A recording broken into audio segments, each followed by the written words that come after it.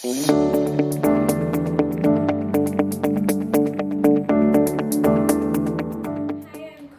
I hail from Meerut, Uttar Pradesh. I'm currently in my third years of BCom Honours at SR. Currently placed at Carney for the role of business analyst and have got an offer in YLP ISB to join post sometime at the job. Some things about my college life. I think major highlight is DepSoc. So I served as the president of the Debating Society SRCC in the second year.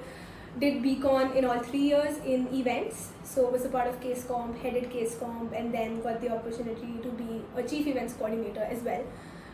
That's majorly what defines the college life. Did a few internships here and there. So I'll just give you a brief of what ISB YLP is and then my personal opinion on why I preferred to join ISB right now. So the way ISB, everyone knows, it has a 1-year PGP program in MBA. It has 2 ways of early options because usually it takes in people with an experience of 5+ years in whatever field. So they have one early entry option for people with 2+ years of experience, and then one that I avail, which is a young leaders program. The way it works is you get an offer right now for a seat in their PGP. You have to do a minimum of 20 months of work experience, during which you have to compulsorily attend, I think, 2 or 3 learning weekends, which is you go to their campus and you meet the people that will be there in your batch, connect with the professors.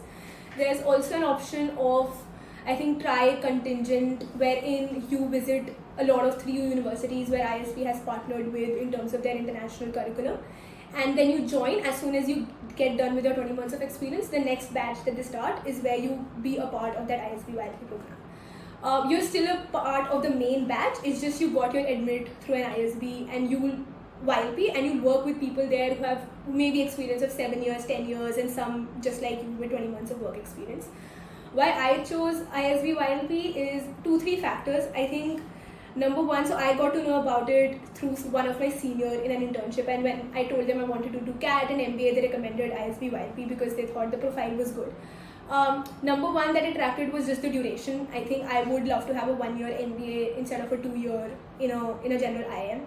Second, it's just the fact that they take after WorkX, because I personally believe that I don't know the field that I want to do an MBA in right now.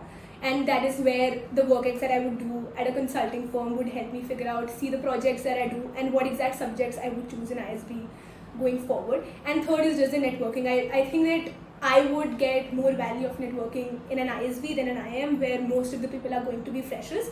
Because in ISB, due to the WorkX eligibility that they have, I will get to talk to people with 10 years of experience in, say, finance or 10 years in consulting.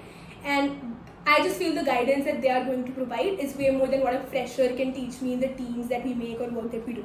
So yeah, I think those 3 things, you do factor in the money factor of the fees, but I mean, you do have scholarships at ISB, you do have the simple loan scheme, and I think overall, if you do want an international curriculum at the end of the day, wherein you're giving a GMAT, wherein the faculty is coming from majorly Wharton, Kellogg's, and that's where ISB collaborates with, I think then ISB becomes a more hands-down approach in teaching than a, say, academic, general IM, MBA approach. So that's just my bit on why ISB.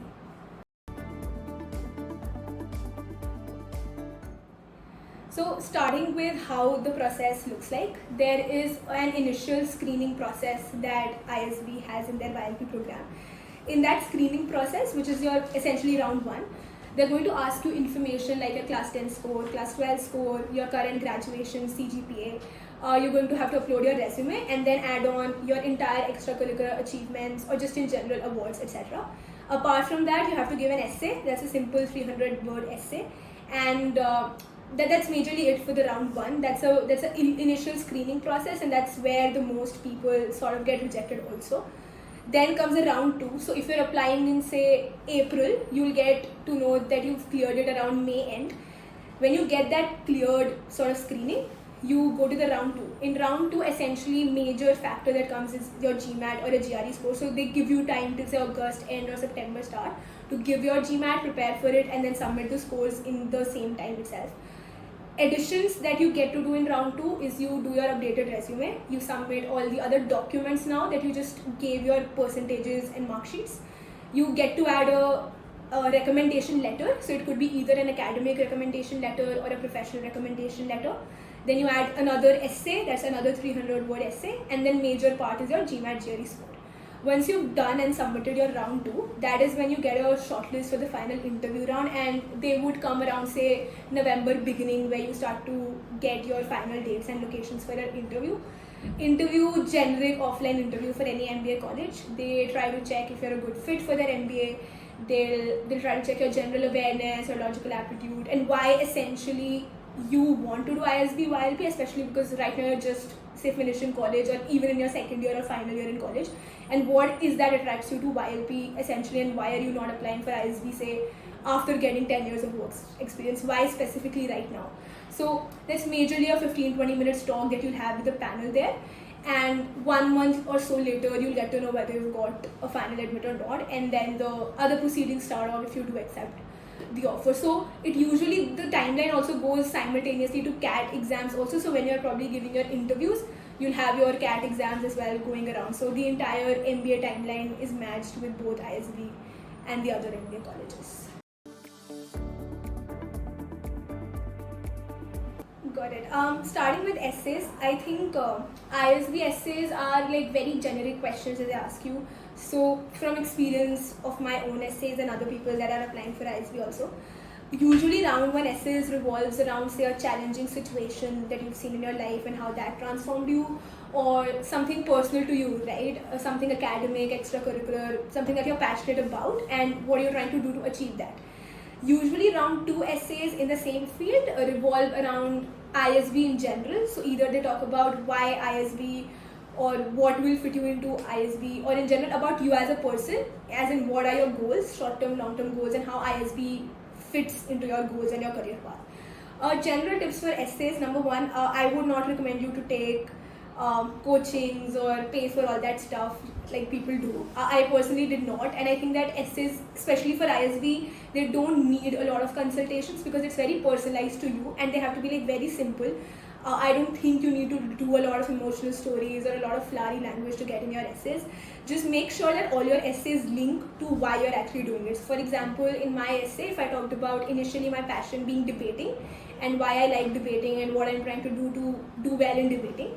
My second essay, where I talk about what my career goals are, and if I'm mentioning consulting, the skills that I use in consulting, I had to relate it with my passion of debating and why then ISB fits in, say, future, finding my future path and my career goal. So make sure your 2 essays link. That's the most important key for your essays. If you're talking about one skill that's not related to your career goal at all, you just lose the interviewer and you're not showing a clarity of mind. So make sure your reasons align. Second, use very, very simple language. If I read it at a go, there shouldn't be words that I wouldn't be able to understand, or sentences which are like very, very complex for them to understand. And third, make sure it's very personalized and very simple. So it could be, for example, a hobby as simple as photography or filmmaking to you personally. It does not matter that you use just the generic hobbies to impress them. They're looking for diverse people. Usually the batch of ISB also consists of people with varied backgrounds. So make sure it's just very personal to you and you're linking it somehow to why you want to do ISB. You could link it to a club at ISB. You could link it to the courses at ISB in general, that okay, these 3 courses link with what your favorite academic subject is, for example. So make sure you're giving a lot of information, and especially in the second essay, you're really showing why ISB is important to you. So you could research about the faculty there, you could research about a particular club there. So they have clubs like entrepreneurship, ventures, they have this consulting, I think experiential consulting program as well, wherein you do a project. So make sure you've researched enough about ISB that it sort of reflects in your essays and in your interview answers thereon, that it shows that you really want it the way it is.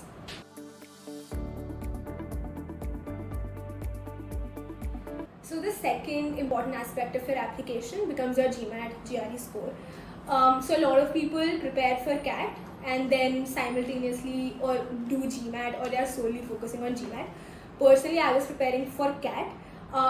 Even though the structure isn't exactly the same, and a lot of the questions or the types of questions that are important in CAT do not follow in GMAT. For example, in GMAT, a lot of whether data sufficiency questions are there. But a basic understanding of just the concepts is enough for both of them. So even if you're preparing for CAT, you could just do a GMAT, say official guide, practice mocks, and buy those sort of courses. And if you're just solely focusing on GMAT, I think then that's enough. In terms of preparation, if you're really focusing only on GMAT and you're also using that score for, say, foreign business schools as well, then you would probably start, say, even when you're applying for ISB, you would have been started preparing for GMAT. For me personally, I started preparing after I got the shortlist for the round 2, because I was only giving GMAT for ISB with no plans for foreign schools. So even that 2.5 months time that they give you before submission is usually fine. It's up to you. You can take a coaching, you could do self-study. There's different ways of doing it. I personally did it self-study because I was doing an internship in college simultaneously, so I didn't have time for coaching. In terms of GMAT, for the previous edition that was there, the score that usually an average ISB batch has is around 710, 720. There are people with 740, 760 also in the batch, but also 680, 700 is there. So make sure that you at least touch 710, 720 and then check it with the new edition what compares. But 710, 720 in the previous structure of GMAT should be very well for you to get in. I got a 700, but I think even if you have a good academic score in college or a good profile and then a decent GMAT score, even if it's not the average ISB score, you can match it up, because at the end of the day, they're checking an overall profile. So even if you're getting at 680, you might just get a final shortlist for ISB. Just make sure you're compensating it with your other stuff. If that's not good, if you don't have an overall CV, then you do need to get an above average ISB GMAT score to get in. In terms of GMAT versus GRE, I think completely, even though a personal choice, I preferred GMAT simply because the subjects that came in were very much aligning with what I was doing for CAT. And GMAT just made a lot more relatable sense to me to give at that point of time.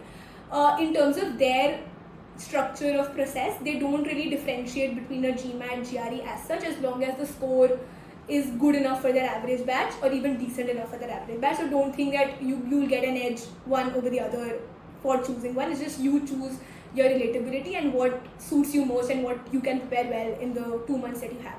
That's majorly about it in terms of GMAT.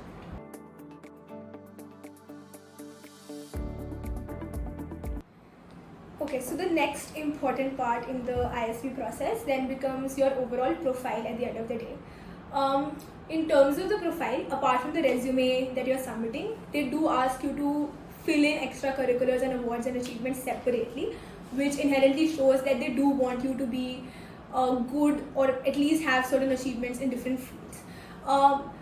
There is no set format of what hobbies or what sort of fields you want to take, but you should have at least 3-4 different fields in there. So for example, in my profile, I had things like achievements from debating. I had some of the training that I've done in classical dance and music. Then I had some case competitions. I also had 1 or 2 of, I think, quizzes, Olympiads, stuff like that. So make sure it's a well-rounded CV. So it's in the sense that it's not just, say, one thing entirely. So you can't have your entire extracurriculars of only debating or only dramatics or only sports. In order to show an well-rounded CV, you need to make sure that 3-4 things are there in your sense and they're good enough. In the FAR, there is not just participation that you're doing there. It's maybe a semi-finalist or a finalist, at least any position that you're getting in, or either it's a professional course in any of the other extracurricular activities. It could be guitar, it could be any instrument as well. So don't shy away from putting these things just because you think they're not relating to business as such. Make sure even if it's dance, even if it's music, you add it in your extracurriculars, because it just shows that you've done a lot of things. And even if you've not mentioned this in resume, this is your chance to show that, okay, you are doing a lot of other things in college. So even if, say, your 10th, 12th and, say, grad score isn't the best, when you're filling in a lot of extracurriculars, it just compensates and it shows to them that it's okay because you were doing a lot of other things and you were doing it well in those terms. But if you have a good score and then you've done all this, it just adds to them as a good profile. So you will see also a lot of ISB batch people that they were good in academics, that they were also doing dance, music, something or the other, or they were doing their own ventures, their own entrepreneurial ventures, their own social impact ventures, something like that. So make sure that's something that you take in your profile. If you've not done those things right now, I mean, you can explore things that you like. You could participate in those competitions or do general stuff like volunteering. You could do article writing competitions, policy work, write research papers in general. If you've not found a particular hobby, they just help in general for you as a person also. In terms of your resume then, There is no standard format of resume that they ask you to fill, so you could use a general Harvard style CV or whatever format you're following in your college, as well, as long as you've written it in a way that it's well understandable. It's not too congested, it's not like spread across 2 pages, so 1 page is enough for you to apply at a college, especially when you're applying at an undergrad level. In your resume, again, add all the general things that you want: PORs, internships, extracurriculars. If you think there is something that you're not able to write here in extracurriculars because there's a lot of stuff, you can remove it from your resume, because ISB does have another option. But make sure your resume is very well structured and formatted. So make sure you review it with your seniors, your friends, with people at ISB, seniors who have got admitted ISB. It will just help you to structure it. And make sure when you submit it in round 2, because they ask for an updated resume, add something as an updation, because for 4 months, if you submit the same resume, it just looks bad that you've not done anything else in the 4 months to add in that internship or add in that extracurricular in the first place. So make sure there are additions between your two resumes. Apart from that, any format that you want to follow is fine, as long as you're putting an all-rounded CV to them.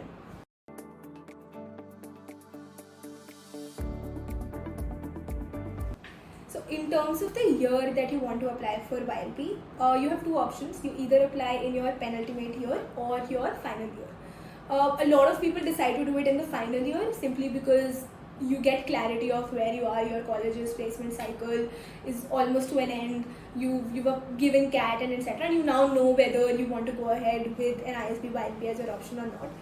I did it in my penultimate year simply because I wasn't preparing for CAT at the best level, so I did want to apply for ILP because I liked the structure, and I just felt like I was more inclined to going to ISB then and there. In terms of other things that you would want to consider is just the amount of time that you have in your second year versus third year. So for me at that time, the only thing that we were doing was prepping for the placement cycle, and initially in the round 1 we were doing internships. We were done with our society PORs as such. So there was a lot of free time in those 3-4 months to prepare for GMAT, to give your essays, etc. In comparison to third year, when you're probably looking for placements, when you're probably also giving your CAT interviews, calls, etc. So just look at a place of time where you have more free time in hand to focus on ISB. They don't really make a difference in terms of the selection in ISB, so you have an equal chance in the second year versus third year. The ISB usually does have a 100 seat, I think, per year that they take in from YLP, because that will be a 100 seats fixed for their ISB batch, whichever batch that you join. So competition is always there. So when I'm applying in second year, I'm maybe also competing with people who have applied in their third year at the same time, because there's just a 100 seat every year. But it's easier for you at second year, because I felt like I could also get another chance next year if I wanted to apply again and give a better GMAT score, etc, etc. But that's completely up to your choice. I don't think it makes a difference in application process. Just make sure that you do have other options in hand and you're not putting it at the last, because if you're going for your third year, you have to think in terms of when you will be giving your GMAT, and if you already have a placement offer, because they do require 20 months of work experience, you'll probably finishing it somewhere when you're starting off with your job, and then simultaneously you might be getting interview call for ISB. So if you don't want to do it simultaneously and just focus on your job at that point of time, then make sure you do it in your second year. And an added advantage is you're just free. You don't have to think of anything in your third year.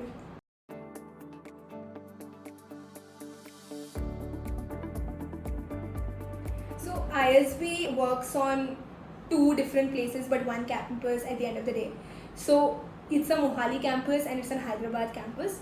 The usual difference is that Hyderabad campus is just bigger, so the number of students in Hyderabad campus are more than in the Mohali campus. However, in terms of their deciding, the ISB deciding which campus you get, I think they do take a preference of what campus you want. But at the end of the day, you don't really have a choice in which campus you're getting in. I think in terms of people that I talked to and what I got to know is the way they work is, say out of the ranks that they make, so these are say the 700 people, so they already have a rank of, in terms of academic or extracurriculars, who was the first person to get in, who's the second person to get in. They make a rank of all those people, and I think for every 7 people what they do is they give 5 people to Hyderabad campus and 2 people to Mohali campus, because that's the number of seats that they have in both of their campuses. And that they do is to ensure that at the end of the day, in both the campuses, there will be people in a diverse form. So if there are people in Hyderabad campus with a highest GMAT score or very, very good extracurriculars, 2 people are also there from that top 7 in your Mohali campus, and similarly it becomes a diverse batch of say less GMAT score, more extracurriculars, so different combinations play out.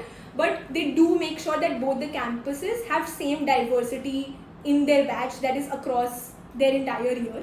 And in terms of their placements also, it does not really matter, because there are advantages to both having a Hyderabad campus, if you do get a Hyderabad campus of say more people, more networking, maybe better say extracurricular activities there because it's just more people there.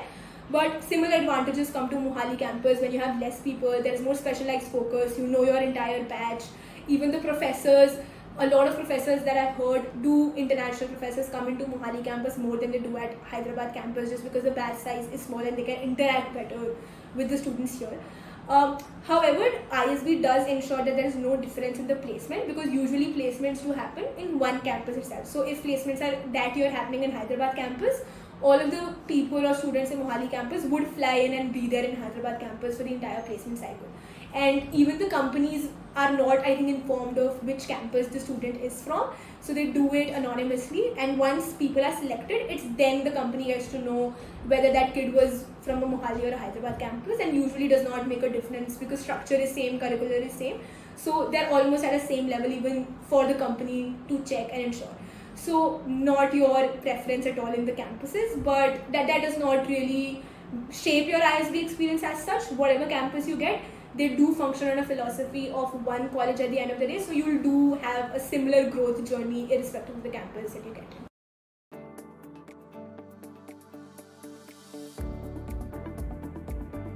Scholarships then, since ISB does have higher fees than general IMs also. ISB does have, I think, 3 types of scholarships. One is just a merit-based scholarship, one is a diversity-based scholarship, and the last is, I think, need plus merit-based scholarship that they offer. In terms of their merit scholarship, they consider everyone who applies for ISB YLP or who's selected in ISB YLP for a merit-based scholarship on their own. In terms of diversity, obviously, if you meet their requirements of, so there are different scholarships within that. Also, it has women-specific scholarships, there are differently able-specific scholarships, so you'll have to see the criteria that you meet. In terms of need plus merit, I think they look at either 10 lakh income, so they look at your family income plus the income that you are earning before you're joining ISB individually. So if that is below 10 lakh, that is when you fall under the need scholarship, plus your merit comes in of when you are applying for ISB. So there are options at ISB also, but I think in general, from experience of other people, it's generally very tough to get a scholarship, because if a batch is of a size of 700, 800 people, I think only 30, 40 people at max get a scholarship at the end of the day. So scholarship, you can't really rely on scholarship as a sole financial factor for you, because a lot of people would be applying for an individual scholarship, and merit scholarship is automatically going on the rank in the first place. So if you're not falling under need-based or diversity-based, merit-based is something that's out of your control in the initial rank itself. And I think merit-based is also around 5 lakh that they give. They also do give full free waiver also, but that's again very, very selective to very 2-3 candidates that they give it to. So even though ISB does have a lot of scholarships, I think a lot of scholarships also come in from, say, donors of ISB. So there are scholarships run by alums, there are scholarships run by particular individuals. Apart from that, there are also scholarships, I think, that companies give, which is specific to certain companies that come on campus for placement season, and if they have a program wherein they do want to give a scholarship based on the work ex that particular candidates have, and whether it suits their requirement and the role of the company as well. So certain companies do give those scholarships, but again, the chances are very, very less, so don't bank on scholarships as the only way for ISB.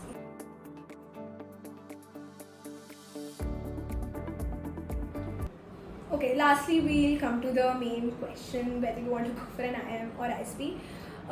Certain things that you can factor in. I think number one is just the basic of 2-year versus 1 year and what suits you best.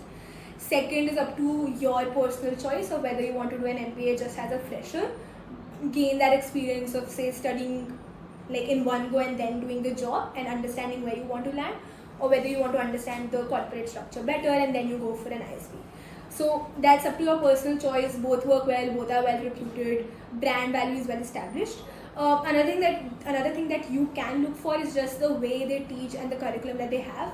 So a lot of people who want to go for foreign B schools would probably love ISB because of the way it's aligned very similarly to how foreign B schools work. So starting with them taking GMAT instead of a CAT, or them having a structure wherein within that 1 year they focus a lot on practical case study approach, which is probably not a generic IIM academic way of teaching, versus also you getting exposure to a lot of international faculty more than in IIM is what I believe, because in ISB even the founders or the basis of them is that they have collaborated the structure of 3 foreign universities to form that ISB curriculum. So at the end of the day, the ties that they have with those 3 universities in foreign is way better structured and way better done, because they're really following the structure course of, say, what a Harvard would do in their structure, that is case studies, application-based structure.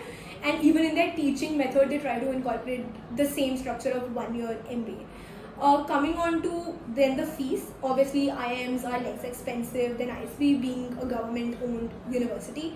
So if you pay say 25 lakh for an IIM Ahmedabad, on the other hand it's a 36 lakh for ISB. So you do consider the fees pattern there, even if you're taking loan or however you're thinking of financing it.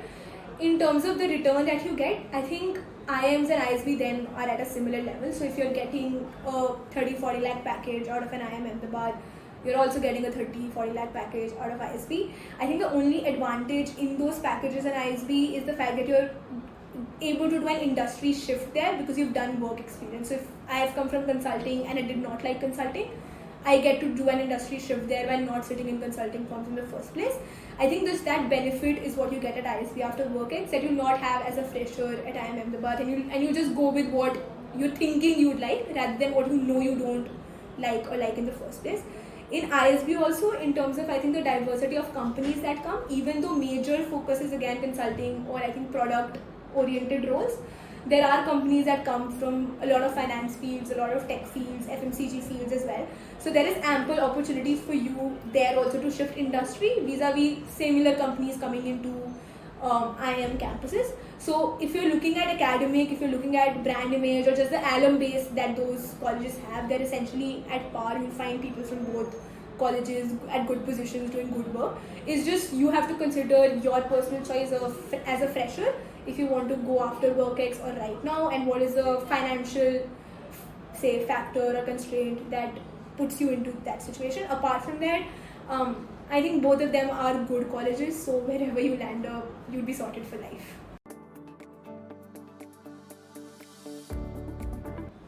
Okay, so my message to my viewers would be, I think just enjoy college life in general.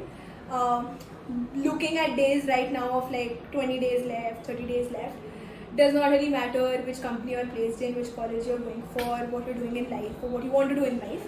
I would just suggest you to focus on what you want to achieve. At the end of the day, I think don't get distracted by a lot of things that happen in college or you want to do in life. So do fun, but be focused at the end of the day. You don't want to regret it in your last days of college that you did not do something up to your say maximum potential. So make friends, take all your bucket list that you want to complete in Delhi that you want to do in college, but make sure that you worked 100% for whatever you wanted to achieve or what you wanted to see yourself at the end of 3 years. Wherever you land up, I think it's all cool. You'll find your own way. You will get better opportunities going forward. You learn other things that maybe one person in college is not learning. But just make sure you've put in at least 100%, even if you've not got the result. Because looking back, I think the only thing that I'm proud of is whatever I did, I put 100% in it. Even if it did not turn out well, at least I did my part. So just do your part and I think have fun.